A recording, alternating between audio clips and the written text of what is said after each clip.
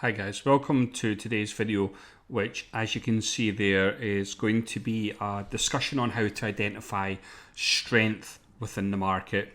Most of you that follow me understand that I have a very logical, very trend following approach to the market that is absolutely based upon identifying the strength. I'm not really looking to buy beaten up stocks and to gamble on a reversal. So what I'm going to do today is just share with you a couple of tools that you might want to utilize to facilitate better decision makings in the market.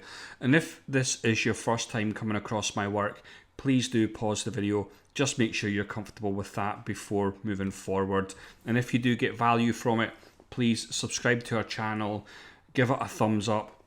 It all helps to get my content out there and to beat the YouTube algorithms. And hopefully in the bottom right hand corner you should see a subscribe button there for you. So strength within the market.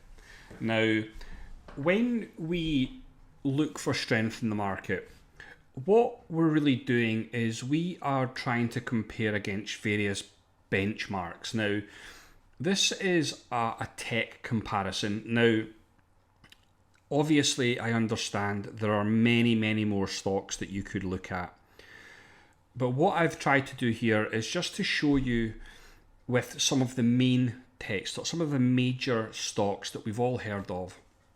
And what we're really looking to do is, if we are, for example, looking to have exposure to tech, what we're really doing is we're maybe setting up and we're observing how the overall sector is performing. Now, what we can see this year is triple Q is up around 3.86% year to date.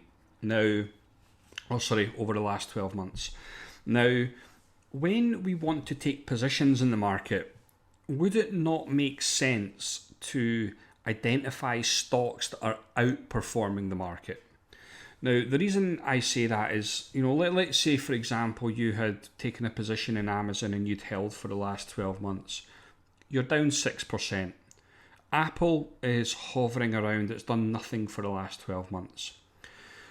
Then we start to look at other areas of the market. You might want to look at Adobe, which is up 6.5% year to date, or you might want to identify with Microsoft, which is 22% year to date.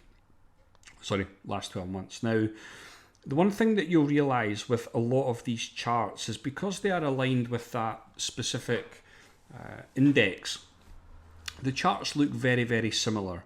Now, we can clearly see that the triple Q and the Microsoft chart look identical, but we can see that Microsoft is up 22% year to date. Now, I had a back and forth with a prospective client over the last 24 hours, and he advised me in an email that he would be looking to move into ETFs because they're perceived to be a safer bet.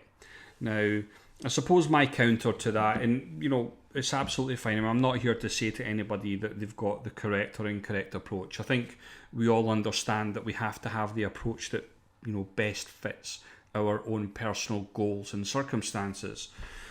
But for me, it makes a lot of sense to identify the sector that we want to be aligned with, and then just identify the strength within that sector. Aligning with an ETF and hoping that it will outperform it doesn't seem logical to me.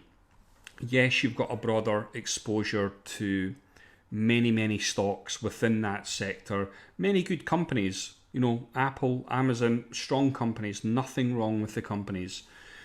However, if you are looking to generate serious returns on your portfolios, like I said, it makes sense to identify where the strength is and trade with the strength, because would you rather return 3.86% or 22.404%? I know what I would prefer.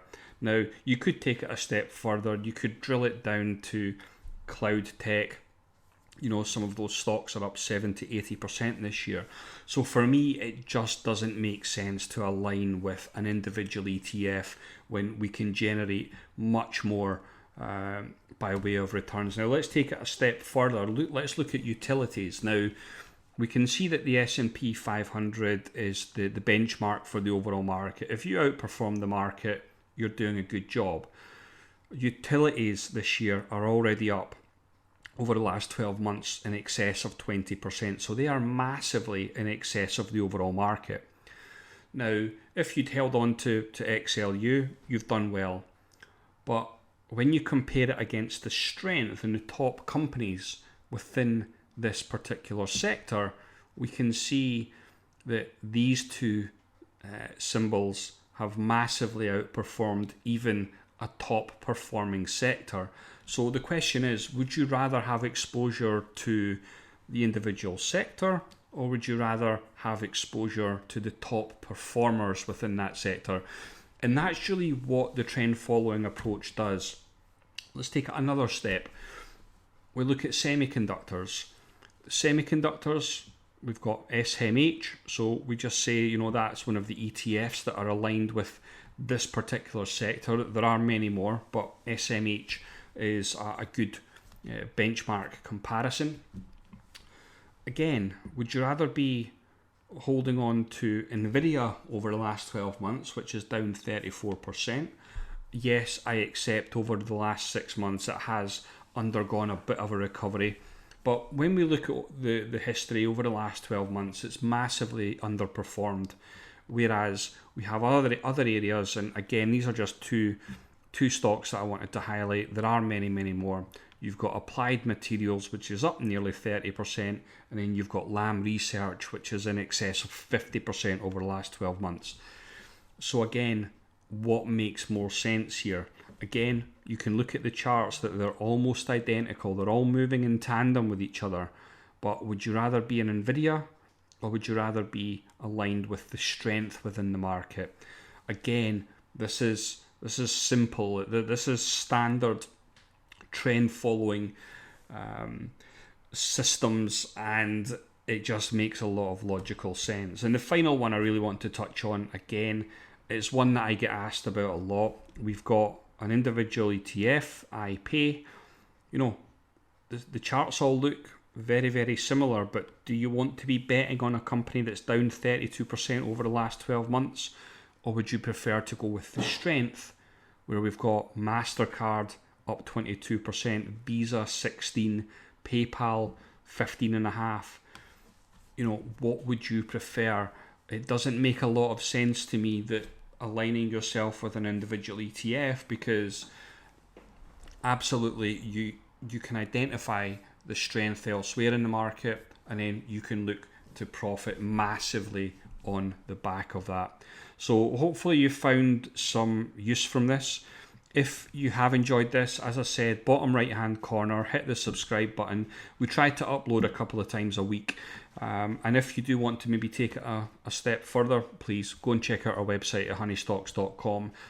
We would love to talk to you. But happy trading, everybody. Hopefully you've got a lot of insight from this, and maybe I'll see you in the next video. Thanks.